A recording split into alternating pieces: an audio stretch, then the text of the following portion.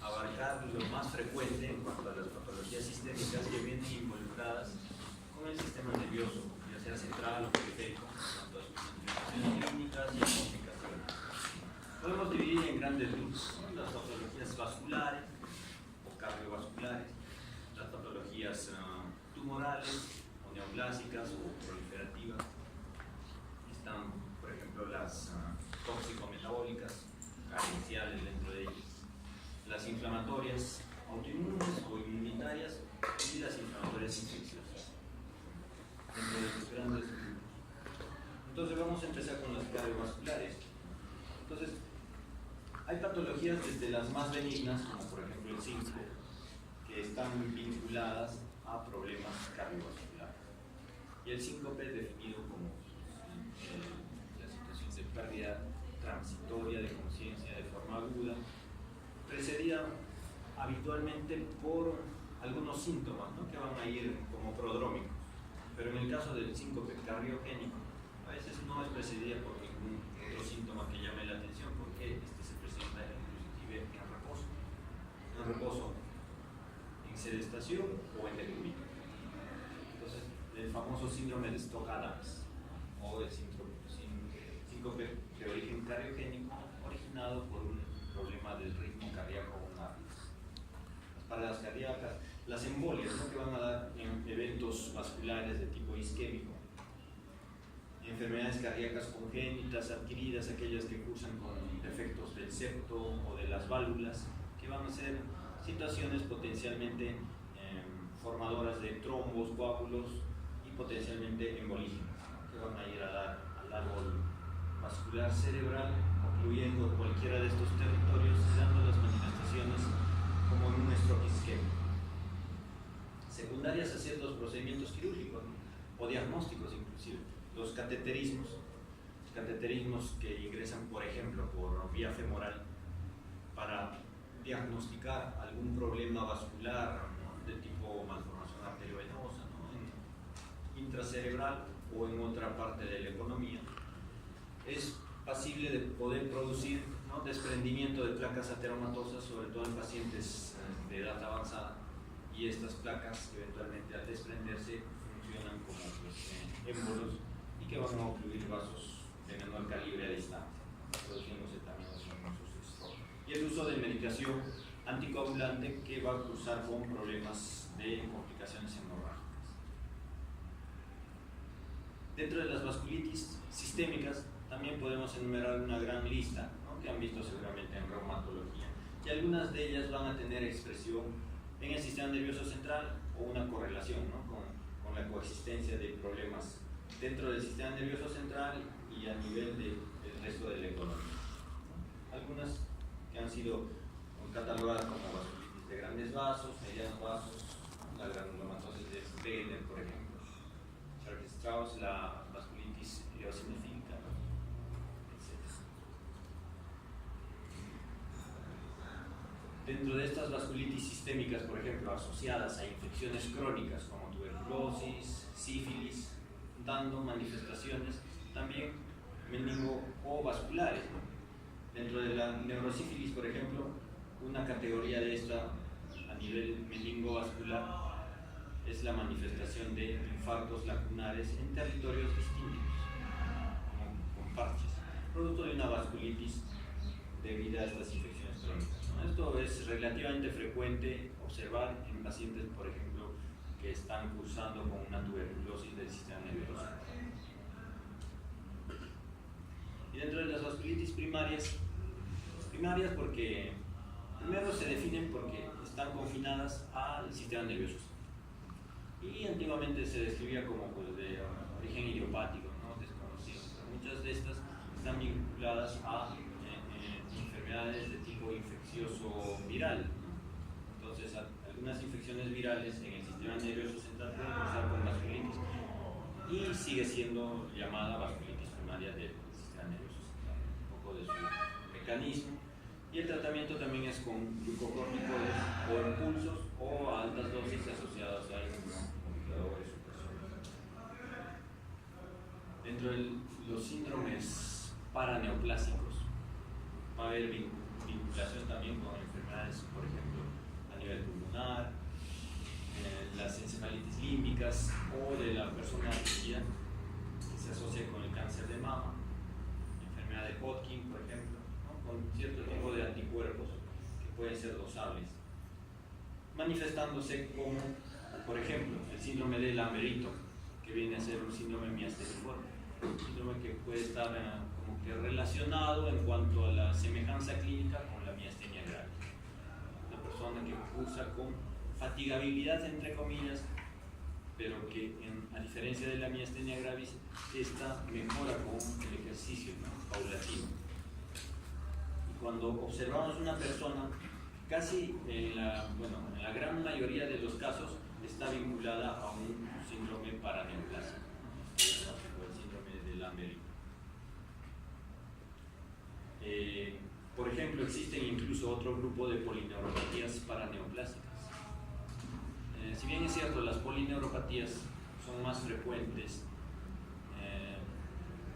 describirlas en problemas del tipo metabólico crónico, ¿no? Por ejemplo, los pacientes portadores de diabetes mellitus, ¿no? Sobre todo estos que tienen mal control metabólico o incluso crónico, ¿no? De su enfermedad, suelen asociarse a problemas de neuropatía periférica, ¿no? Lo más común, las polineuropatías. Pero no hay que desdeñar la posibilidad de que ante un paciente que no tiene antecedentes metabólicos o mórbidos previos, conocidos por lo menos, puede presentar manifestaciones clínicas, ya sean signos o síntomas, de una polineuropatía. Y en la investigación hay que incluir también, ¿no? Un dosaje de ciertos metabolitos hormonales, incluyendo perfil, ¿no?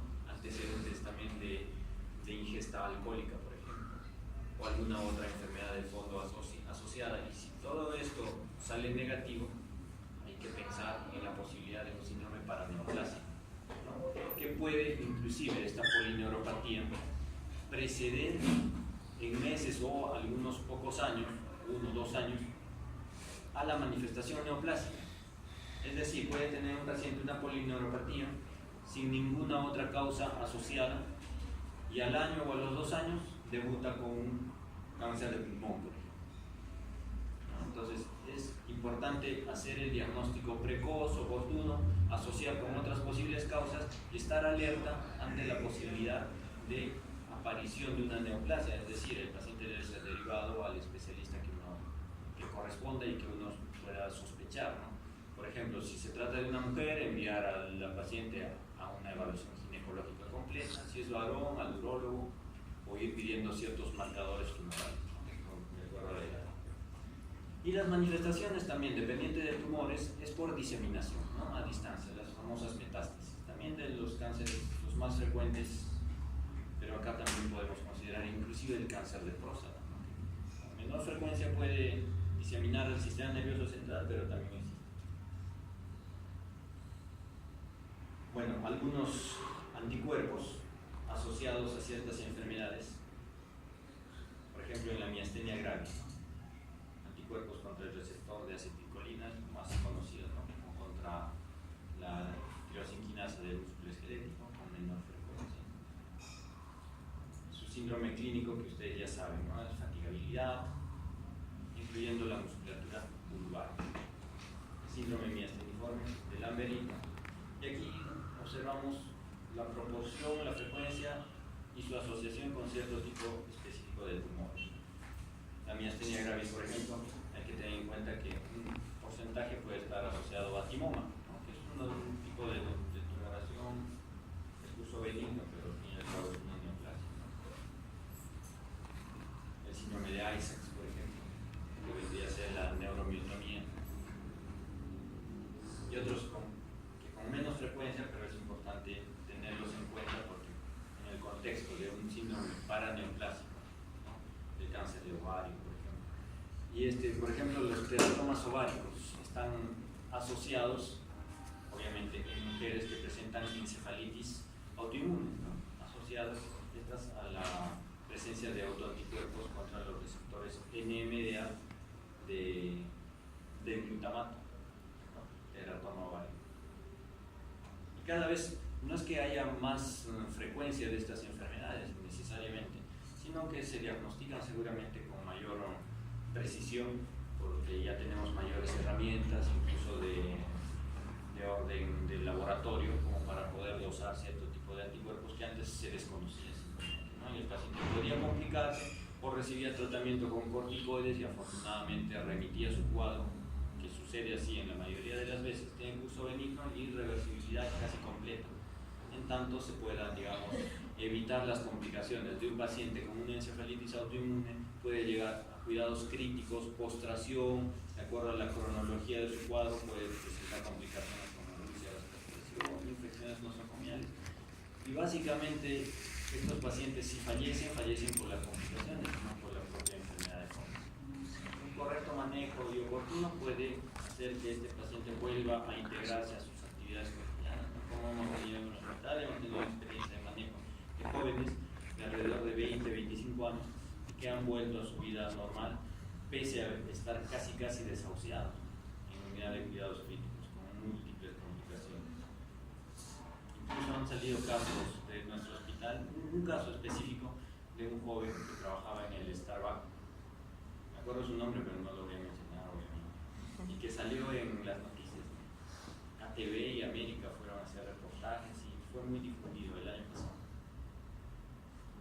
Bueno, y así en las neuroimágenes podemos ver, en una neuroimagen sin contraste, los signos sugerentes de edema de tipo vasogénico, que es en dedo de guante o respetando fundamentalmente la cortical, que es la característica típica de un edema de origen vasogénico. Y este está por definición acompañando a procesos inflamatorio-infecciosos o tumorales neoplásicos. Entonces acá inclusive hay la insinuación de una hiperdensidad, ¿no?, rodeada por una hipodensidad de bordes irregulares, más o menos bien definidos, subcorticales. Y esta hiperdensidad, cuando se le aplicó o se le administró contraste, realizaba de forma homogénea y en otros focos además, era bihemisférico.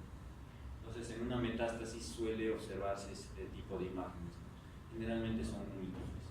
Raro que una metástasis de una sola lesión en el cerebro, salvo sea un diagnóstico muy preciso. Por ejemplo, en las tumorales, cuando son tumores primarios del sistema nervioso central como el meningioma, el realce es homogéneo.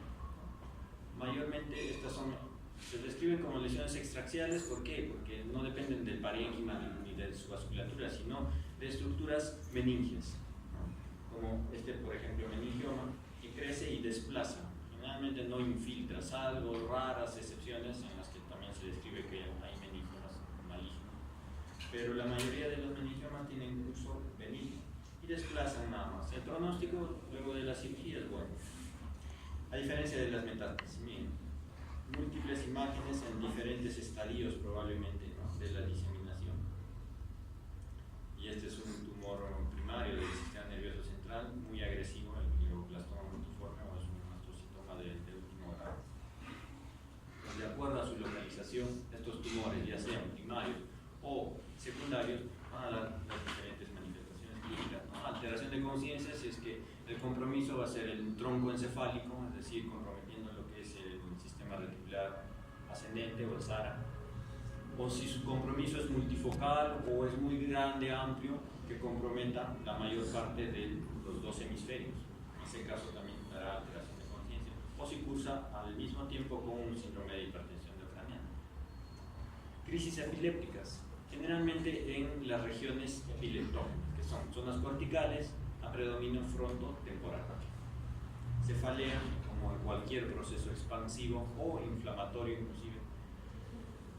Déficit focal, evidentemente si es que la tumoración o la lesión se encuentra en la vía piramidal, por ejemplo, tendrá una paresia o una hemiparesia, ¿no?, si es que es cápsula interna o es a nivel cortical en la distribución del área motora primaria, o alteraciones sensitivas también, incluso con movimientos anormales, si es que comprometen núcleos basales o los ganglios basales. Cambios conductuales y de la personalidad, sobre todo si estas lesiones se encuentran a nivel de los lóbulos frontales o frontotemporales. Y el síndrome de hipertensión endocraniana, si el efecto de disminución del sistema de drenaje o circulación de líquidos cefalorraquídeos, ¿no? A nivel ventricular o las cavidades ventriculares. Dentro de las tóxicas es común, ¿no?, observar la toxicidad por metanol o etilenglicol, un solvente. Y este tiene, digamos, preferencia por ciertas estructuras, ¿no?, subcorticales, sobre todo núcleos basales. Aquí, por ejemplo, vemos a nivel putaminal. Y producen, aparte de la toxicidad, necrosis en estas zonas. Por lo tanto, si es una necrosis, digamos, el cuadro clínico tiende a ser irreversible, ¿no?, sobre todo si ya está instalado este cuadro clínico. Y de acuerdo a la localización dará manifestaciones clínicas. Probablemente este paciente, que lo hemos tenido también en el lipocolitumar, cursó con alteración del nivel de conciencia, quizás hasta crisis convulsivas, aparte de probablemente movimientos anormales, pero creo que hasta donde recuerdo no tenía, porque su compromiso de conciencia era muy marcado, estaba en trauma shock, en un estado muy crítico. Dentro de los desórdenes metabólicos están las descompensaciones de cursos agudos o subagudos, ¿no?, las famosas encefalopatías, que pueden tener origen hipercápico, hipoxémico, falla hepática o urémico o renal. Cursan, por ejemplo, con esta manifestación, ¿no?, que viene a ser la asterixis o el flapping, ¿no?, que es un signo no patognomónico de la encefalopatía hepática, pero primariamente se describió en esta entidad, pero revela un grado de encefalopatía de origen metabólico, ¿no?, que inclusive puede observarse en las encefalopatías urémicas. Y un equivalente de este signo clínico vendría a ser el mioclonus negativo. El asterixis o flapping significa la contracción de tipo mioclónico, ¿no?, secuencial, luego de una dorsiflexión o una extensión de la muñeca de forma pasiva y forzada. Y el mioclonus negativo es cuando, por ejemplo, el paciente puede colaborar y demandamos que tenga una postura, ¿no?, en extensión de las extremidades superiores y una extensión máxima de las muñecas, de forma activa, obviamente. Entonces, en este momento, mientras el flapping es una contracción de tipo mioclónico, el mioclonus negativo significa que pierde esa postura voluntaria del paciente y cae. Y es parecido, solo que es un mioclonus no por contracción, sino por pérdida brusca del tono, pero con recuperación voluntaria, ¿no? Sabemos que el paciente nos está colaborando y tiene que mantener esta postura, pero por momentos pierde ese tono y recupera voluntariamente, ¿no? Ese es el famoso mioclonus negativo que puede ser descrito en los miembros superiores, y no es que no exista mioclonus, ¿no?, cuando se refiere a este tema.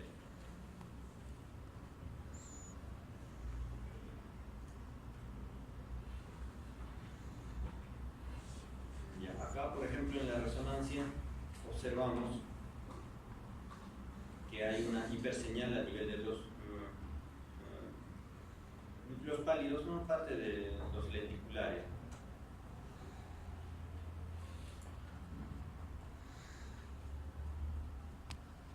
La diabetes, que va a dar complicaciones agudas y crónicas.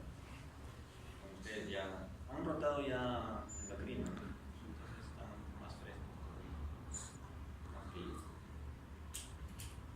Entonces tenemos, por ejemplo, crisis hiperglicémicas o hipoglicémicas por alguna alteración, ¿no?, digamos, exceso de medicación, ayuno prolongado, con medicación, digamos, dentro de su horario, etc.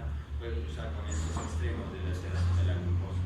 Entonces podemos estar presenciando un episodio de cetoacidosis diabética con todas las complicaciones metabólicas del medio interno que ello implica, o un coma hiperosmolar. Es cierto que el paciente viene con una alteración significativa de la conciencia, ¿no?, y si está en coma hiperosmolar, pues está en coma realmente, con el grado máximo de compromiso de conciencia. Las crisis convulsivas pueden presentarse en cualquiera de estos dos extremos también. A veces el paciente presenta somnolencia o una alteración progresiva del nivel de conciencia, en en su domicilio y cuando el familiar acude a esta persona, asiste a un paciente en un episodio convulsivo. Y eso llama la atención, alarma al familiar y llega de esta manera de emergencia. Y a veces presentan un estado epiléptico, ¿no? Estatus epiléptico, o estado convulsivo en todo caso, generalizado, y necesita pues medicación antiepiléptica o anticonvulsivante, incluso dosis de carga de fenitoína, etc. Entonces puede cursar con un estado convulsivo que puede comprometer incluso la vida del paciente, como usted ya sabe. Movimientos anormales en el contexto, sobre todo de la cetoacidosis diabética, se ha descrito el balismo. ¿Y qué significa el balismo?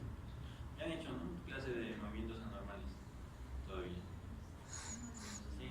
¿Qué es el balismo? Un movimiento rápido. ¿De qué sedes también están, aparte del licor?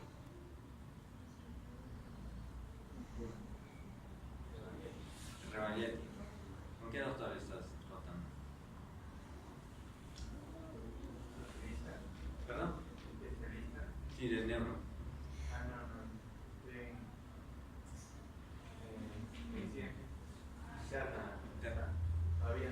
Todavía no. Es igual que en el colegio, con medicina interna y también con neurología. ¿Otra sede? 2 de mayo. ¿Ya han rotado con neurología o todavía en medicina interna? Recién hoy día. Recién. Para eludir la pregunta, todos en medicina interna. Menos aquí en nuestro norte. Bueno, el balismo es un movimiento anormal, evidentemente, que se caracteriza por movimiento rápido. Ya, pero ¿y qué diferencia al balismo, por ejemplo, de un temblor? ¿El temblor es rápido? Sí. Entonces, yo podría decir balismo igual a temblor. No. Entonces, ¿en qué vamos diferenciando estos dos movimientos?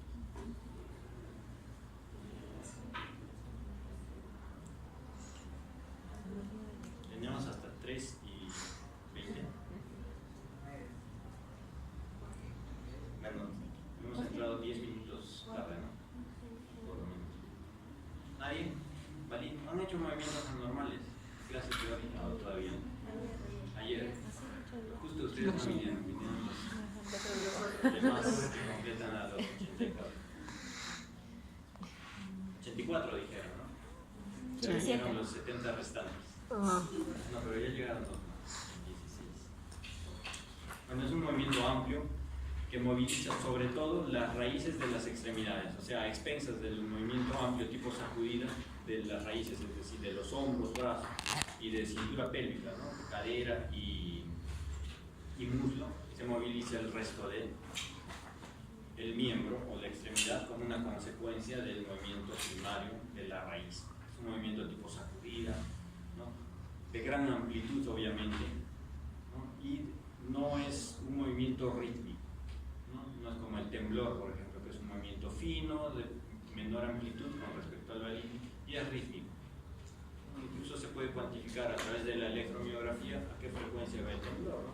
Como por ejemplo el temblor del parkinsonismo, que va más o menos de 5 a 6 Hz o 5 a 6 oscilaciones por segundo. Obviamente nuestro ojo no es tan hábil como para poder determinar, ¿no?, a qué frecuencia está temblando mi mano. Podríamos estimar un cálculo así, pero ya aproximado, pero no podemos determinar, ¿no? 5 a 6 oscilaciones por segundo, tendríamos que tener un ojo muy desarrollado. No sé si alguien lo tenga. Bueno, eso con balismo. Y dentro de las complicaciones crónicas tenemos la neuropatía periférica. Sobre todo, si estamos refiriéndonos a los problemas de diabetes, el daño primario generalmente es a nivel axonal, por su misma fisiopatología, ¿no? Se altera, por ejemplo, la vía de los polioles, los productos finales de la glicosilación oxidativa, y esto va a dañar, digamos, la parte más profunda del nervio, que viene a ser el axón. Y secundariamente puede haber un daño desmielinizante. Son raros los casos de polineuropatía diabética que cursan con daño desmielinizante digamos, con daño primario desmielinizante. en ese orden de importancia. Y dentro de estas neuropatías periféricas, las polineuropatías, bueno, son las que más se describen, pero no necesariamente las más comunes, ¿no? A veces hay mononeuropatías, por ejemplo, mononeuropatía del mediano a nivel del túnel del carpo. ¿Qué daría el síndrome del túnel del carpo? Por un atrapamiento del nervio mediano en este túnel del carpo. Entonces, las neuropatías por atrapamiento mediano, el túnel del carpo, cubital en el epitropio lecraniano, el peroneo a nivel del cuello peroneal, el tibial a nivel del túnel del tarso o retromaleolar interno, serían los lugares de atrapamiento más comunes, ¿no? En pacientes con un problema metabólico que predispone que sus nervios sean más vulnerables, por eso que estas neuropatías de atrapamiento son, digamos, relativamente más frecuentes en este grupo de pacientes. Y dentro de los nervios craneales tenemos más o menos en ese orden de frecuencia o de importancia, ¿no? Del tercero, sexto, séptimo. Si da del tercero, dará una oftalmoparesia, ¿no? En distintos grados, hasta puede ser una oftalmoplegia, con ptosis palpebral, ipsilateral obviamente, y generalmente no da alteraciones pupilares, ¿de acuerdo? El tercer nervio craneal. Si es que es una neuropatía microangiopática por diabetes, obviamente, pero si es una neuropatía del tercero por una compresión, por un aneurisma, allí sí dará alteraciones pupilares. Importante ver la pupila para diferenciarnos. Si la pupila está dilatada en ese paciente que tiene ptosis palpebral o oftalmoparesia, estaríamos sospechando que su problema es compresivo. Si la pupila está normal en ese paciente que tiene también ptosis o oftalmoparesia, estaríamos sospechando que su origen es metabólico microangiopático, es decir, asociado a un problema metabólico. Del sexto, el abducens, es decir, el paciente no podrá abducir, ese ojo comprometido estará en aducción o mínimamente en posición primaria, pero cuando llevamos o queremos llevar hacia el lado comprometido, este no podrá abducir el ojo.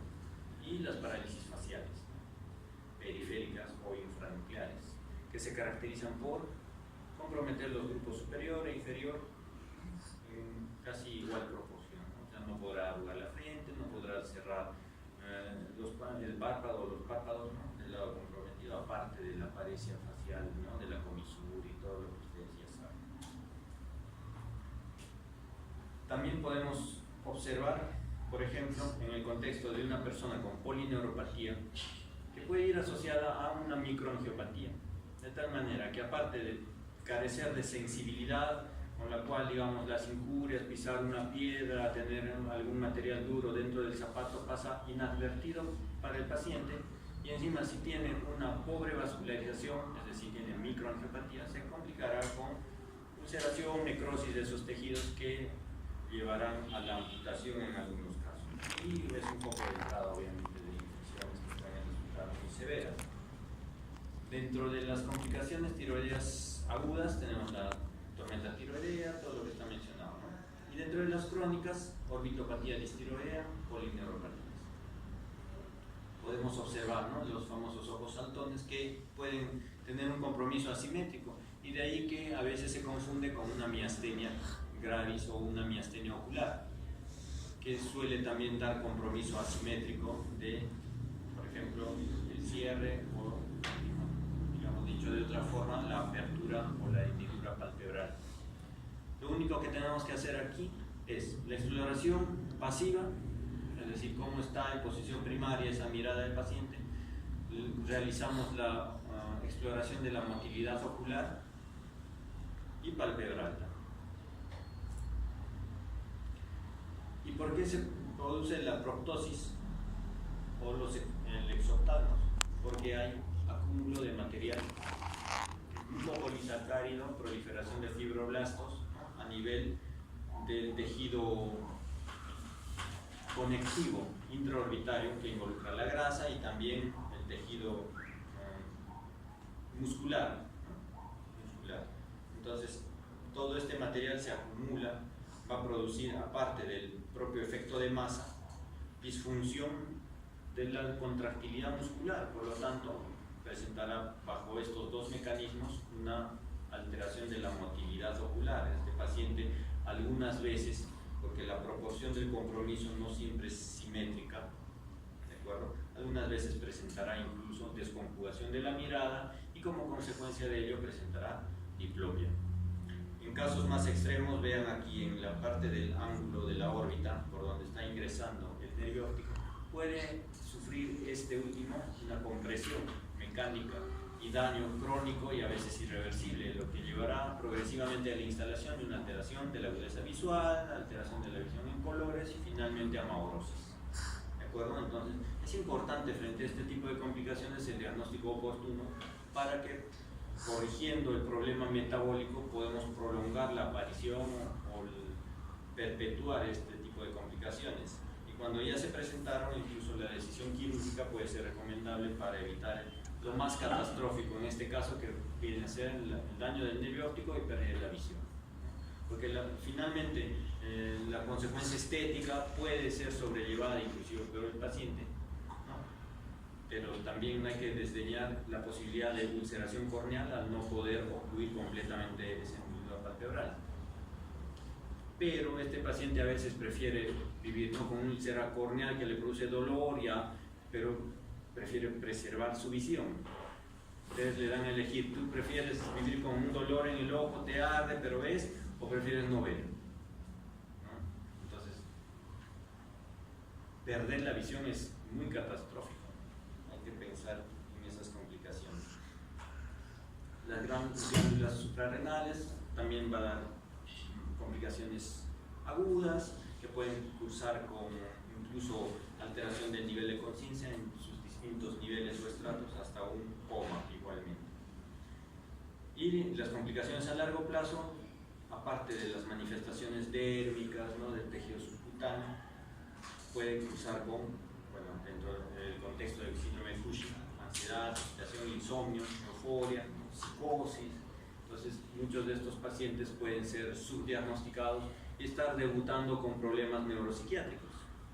Entonces, de todas maneras hay que averiguar en la anamnesis los antecedentes mórbidos, antecedentes familiares, antecedentes de consumo de ciertas sustancias, como por ejemplo para un Cushing exógeno, ¿no? Es importante, ¿no? Un paciente, por ejemplo, en el curso de una artritis reumatoide que está utilizando corticoides por mucho tiempo, ¿no? y empieza a debutar con problemas de ansiedad, agitación, tiene este tipo de estrías abdominales, entonces puede estar haciendo un Cushing exógeno. Hay unas otras complicaciones a nivel de glándulas paratiroides, por ejemplo, en el metabolismo del calcio. La hipocalcemia puede cursar con estos famosos, ¿no?, el signo de Trousseau y el de Chebostek, ¿no?, que viene a ser la hipersensibilidad del nervio facial frente al estímulo mecánico de tipo percusión. Entonces se produce una contractilidad sostenida de los músculos de la hemicara estimulada. Y otro tipo de complicaciones que no se ven pero se pueden manifestarse clínicamente, sobre todo de manera insidiosa, son las calcificaciones a nivel de las profundidades del encéfalo, ¿no?, núcleos basales, pero no solamente esto, sino a nivel, por ejemplo, occipital, y como vamos a ver más adelante, otro tipo de, digamos, depósitos a nivel frontal, subcortical, incluso occipital, troncoencefálico. Y dependiendo de esta distribución, las manifestaciones clínicas van a ser variadas, ¿no?, como tienen a la derecha. Esta paciente tenía aproximadamente 49, 50 años y ya cursaba con hipofonía, ataxia, incoordinación motora, tenía alteraciones cognitivas muy marcadas, tenía labilidad emocional dentro de los trastornos afectivos, ansiedad, llanto inmotivado, incontinencia emocional. Aquí está hipofonía, también hipofonía. Entonces, esta era su imagen. ¿Ya? Y eran calcificaciones, y cuando se hizo la investigación tenía pues un hipoparatiroidismo. Pero una vez que se producen las calcificaciones, es decir, el depósito de calcio, esto ya no se reabsorbe, ¿no?, habitualmente. Mientras las manifestaciones fuesen leves, ¿no? Como es de inicio insidioso, y el diagnóstico oportuno podría evitar la aparición de todas estas complicaciones que incluso ya incapacitan a la paciente, ¿no? Ya no puede, digamos, desenvolverse en su ámbito laboral, evidentemente, porque tiene deterioro cognitivo, tiene ataxia, incoordinación motora. Ya las complicaciones son serias y en este caso fueron irreversibles. Entonces no hay que permitir que esto suceda. A veces, pues, no depende mucho de nosotros, porque el paciente ya acude cuando han aparecido todas estas manifestaciones, pero en tanto sea posible, a veces los síntomas afectivos, emocionales, no hay que pasarlos por alto, ¿no? A veces como que no les damos mucha importancia y decimos, ah, no, es tu ansiedad, no, bueno, anda al psicólogo o al psiquiatra, ¿no? Como que minimizamos esos síntomas que pueden ser indicios de una enfermedad que recién se está instalando. Entonces, una correcta anamnesis puede ayudarnos a recabar información que puede ser pasada por alto por el paciente, pero para nosotros que vamos a estar bien preparados para ello, entonces podemos ir sacando cierta información útil, ¿no? Y de acuerdo a ello tomamos la decisión de tomar algunos exámenes o estudios complementarios. Alteraciones hidroelectrolíticas, igual. La hiponatremia o los extremos, ¿no? La hipernatremia también, cuya corrección puede producir, por ejemplo, una mielinólisis repentina, ¿no? Una corrección de más de 12, por ejemplo, milimoles dentro de 24 horas, corremos el riesgo de presentar esta complicación, ¿no? Que cursaría con cuadriplegia, signos piramidales, problema de parálisis pseudovulvar, depresión de conciencia evidentemente, ¿no? Y trastornos oculomotores, ¿no? Porque la alteración es a nivel del tronco encefálico, sobre todo en la protuberancia. Ciertas situaciones que llevan a la hipertermia, por ejemplo, problemas infecciosos no controlados o la famosa hipertermia maligna con el uso de neurolepticos, por ejemplo. Entonces, esas temperaturas extremas, lo mismo que la hipotermia, produce alteración metabólica en la neurona, ¿no? En el cerebro, y con ello pueden producirse daños incluso irreversibles. Dentro de las carencias vitamínicas, ya seguramente han visto algún paciente con una encefalopatía de Wernicke, en la que se describe una tríada típica o clásica, pero que no es tan típica porque no siempre se presentan las tres manifestaciones. Generalmente en la tercera parte de los casos se presentan las tres, o la tríada típica.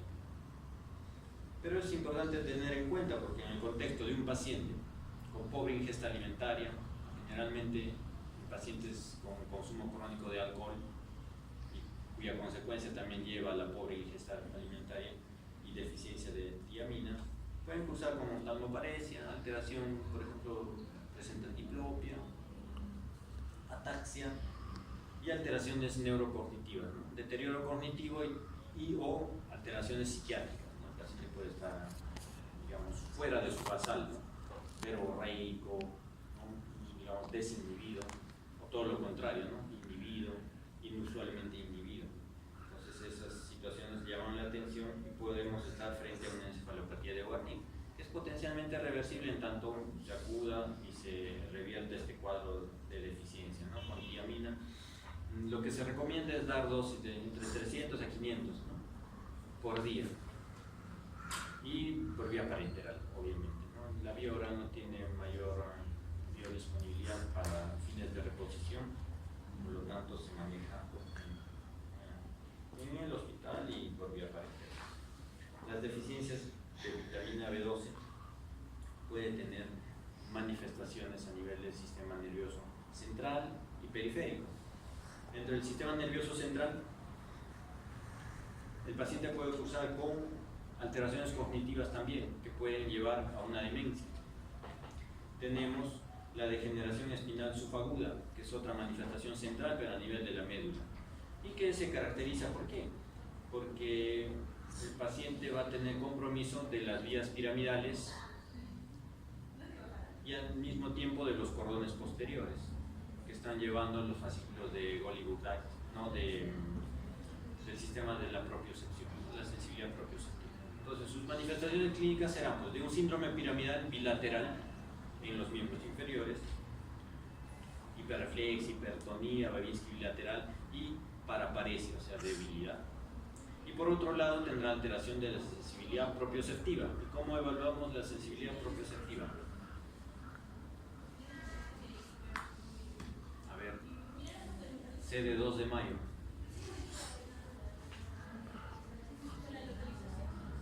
Porque ya todos han rotado semiología, así que así estén con médico internista en este momento, pero semiología ya rotaron. ¿Perdón? Ya cerrando los ojos y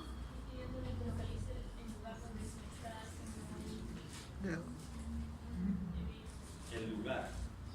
Ya, puede ser, pero eso es una manera muy indirecta. Tendría que tener más precisión esa pregunta o esa demanda que le hacemos al paciente. Como por ejemplo, decir, ¿hacia dónde estoy llevando su dedo? ¿No? Y esa evaluación para nuestro lenguaje, nosotros que somos médicos, ¿cómo se llama? Que es la evaluación de la posición articular. Incluso con el Romberg podemos evaluar al paciente, ¿no? Cerrando los ojos. El paciente que tiene alteración de la sensibilidad propioceptiva, entonces tenderá a caer, perder la estabilidad. Romberg positivo, no de origen vestibular, sino de origen propioceptivo. Entonces, ¿cómo se llama esa evaluación? Bati es batestesia. Faltan 3. ¿Cómo podemos evaluar la sensibilidad propioceptiva? Le damos a la sensibilidad de la presión ligera. Igual, toda evaluación de la sensibilidad es con ojos cerrados, ¿no? Para disminuir el grado de subjetividad o de distracción que pueda tener el paciente durante la evaluación. Varestesia, ¿no? Varognosia, no, es varestesia. Varestesia. Varo, presión. Estesia, sensibilidad. Y varognosia es parecido, ¿no? Pero ahí, por ejemplo, es la discriminación de la presión, de 2 presiones diferentes o de 2 pesos diferentes. Le damos, por ejemplo, un martillo de reflejos y un lápiz. Eso es de maderita, que casi no pesa. Entonces, obviamente, con ojos cerrados, y le decimos al paciente que discrimine qué lado pesa más. Le podemos dar elementos con formas similares, ¿no? Para que no haya, por ejemplo, no le vamos a poner una regla y acá un libro, ¿no? Obviamente va por la misma, digamos, estereognosia, reconocer y hacer una inferencia, ¿no? Del peso. Pero elementos similares le podemos dar, obviamente con pesos diferentes y que discriminen. Esa es la varognosia, la capacidad de reconocimiento de 2 pesos diferentes. Y la última, y que se evalúa creo que con más frecuencia, la térmica no es propiocepción, es la sensibilidad general. No hay otra clase a continuación, así.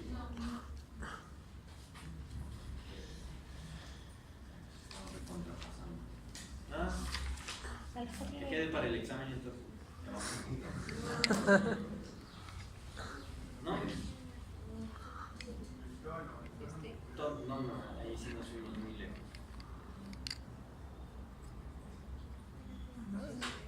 El tono es la evaluación de la motilidad pasiva y la fuerza muscular la motilidad activa.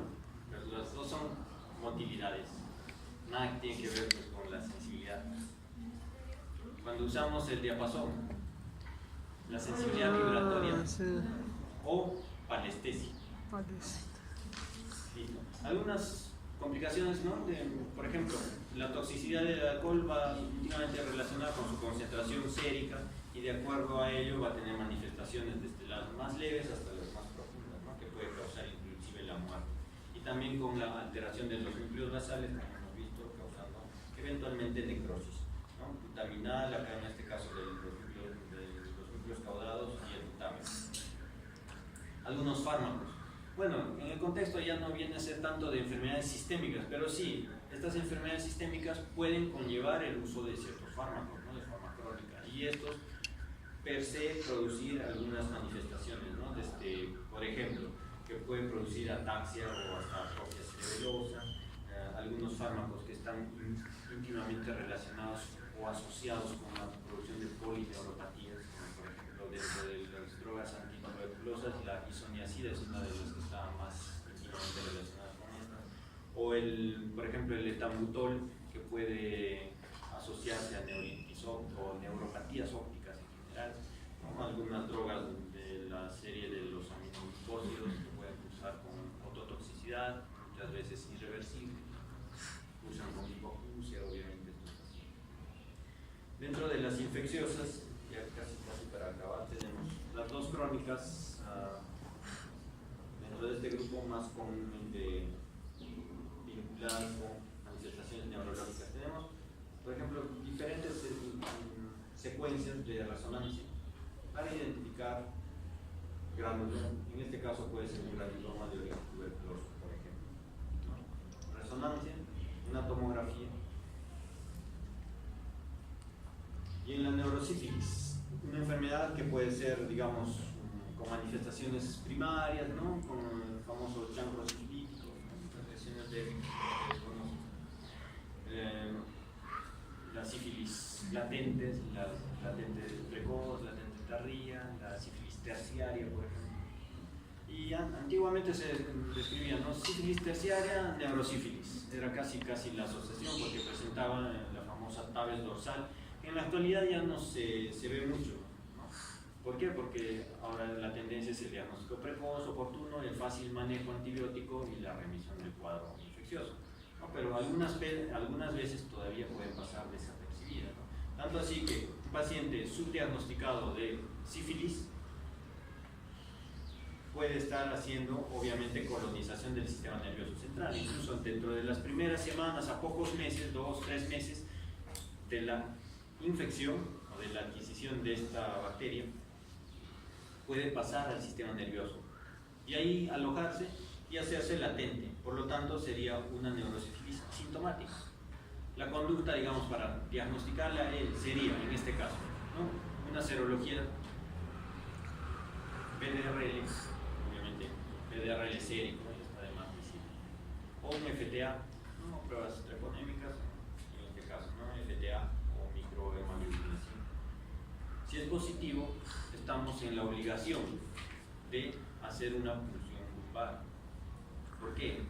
No necesitamos, digamos, saber o tener en cuenta que este paciente adquirió en los últimos 5 o 6 meses esta enfermedad y decir, no, yo lo trato con una sífilis, digamos, primaria o secundaria y con eso se acabó. No, ya sabemos que dentro de pocas semanas o pocos meses puede ya ingresar al sistema nervioso central y siendo asintomática y permanecer.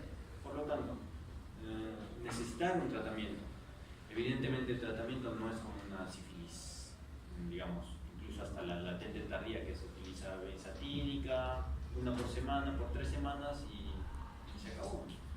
La sífilis o la neurosífilis necesitan un tratamiento diario con penicilina tesódica, 4 a 6 millones cada 4 a 6 horas durante 14 días, diario. Obviamente el tratamiento es diferente.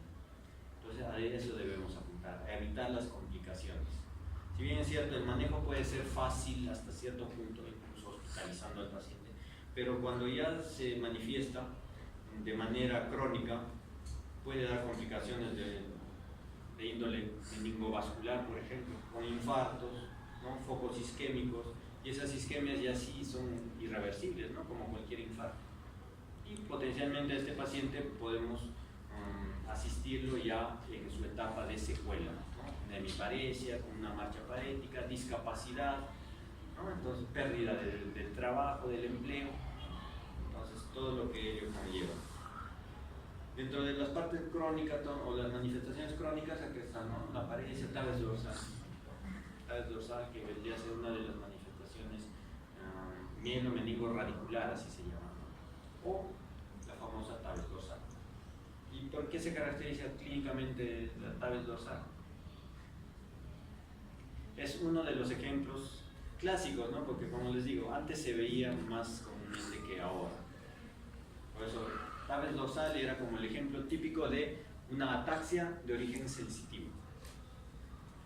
¿Y a qué se refiere la ataxia de origen sensitivo? La gloria. No es la gloria. ¿A qué se refiere? A ver, falta todavía. Claro, si es una ataxia de origen sensitivo, se refiere a la sensibilidad.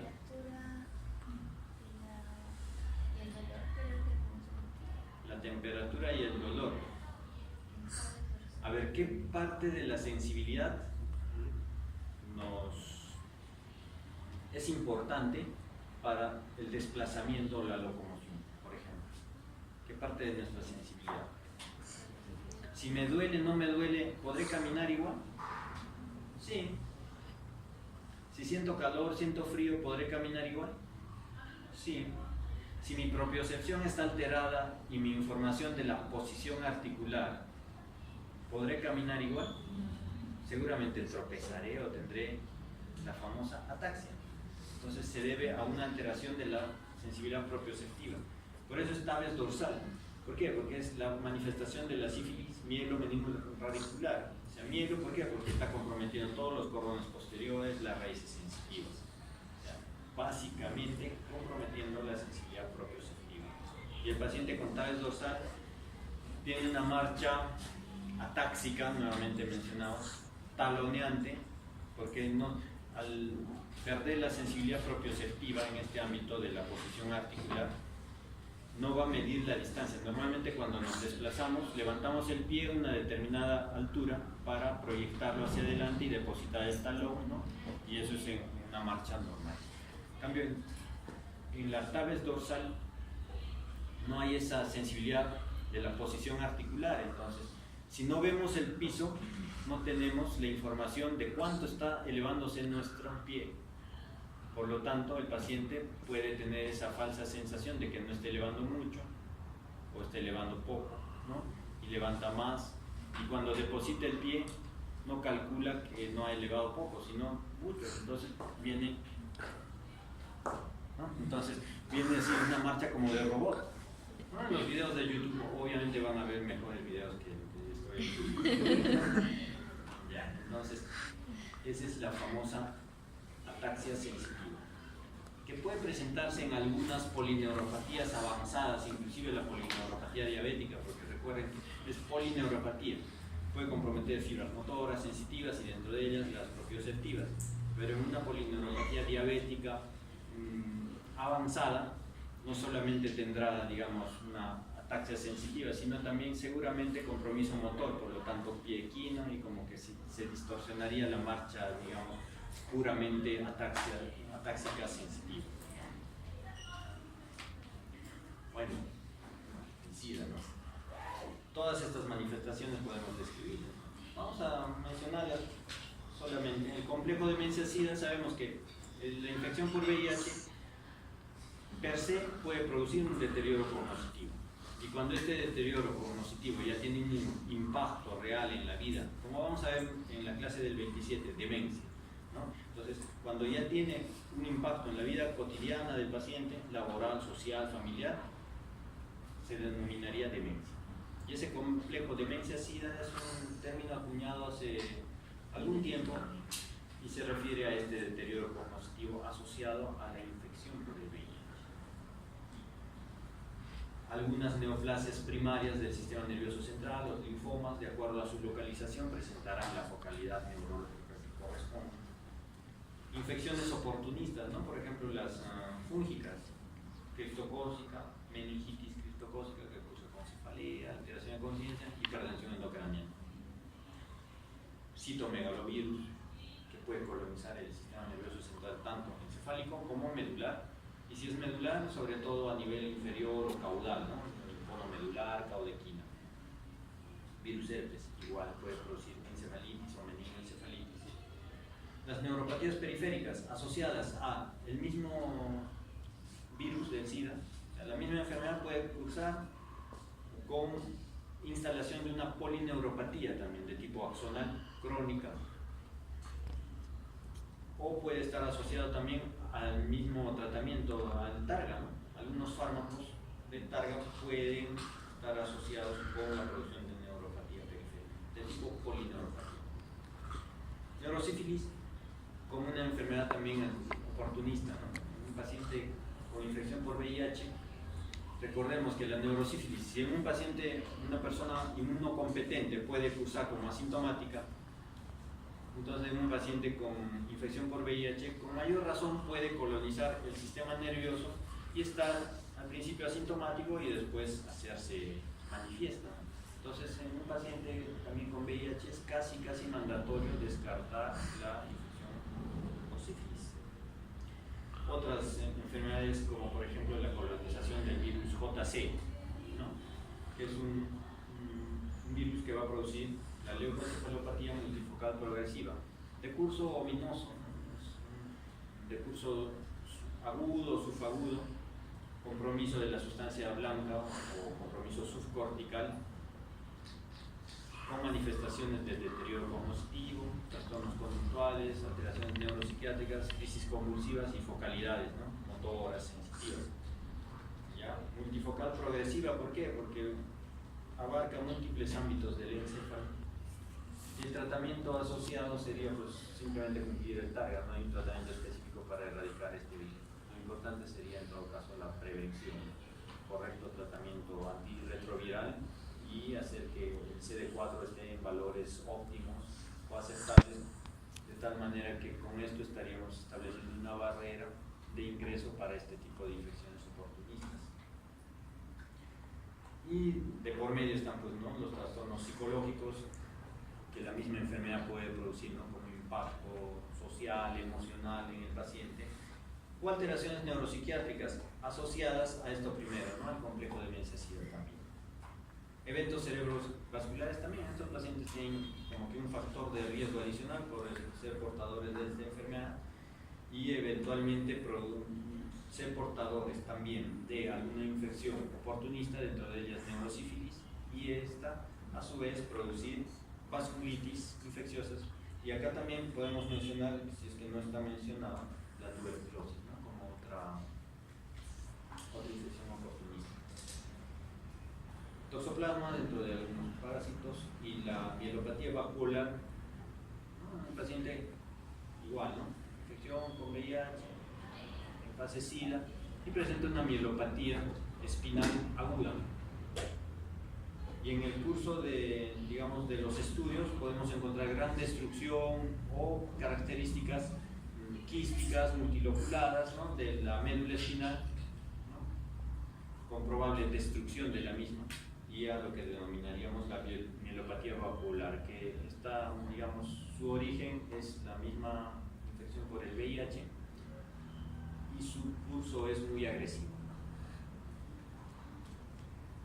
Todavía hay más. Las colagenopatías dentro de las inflamatorias de origen no infeccioso.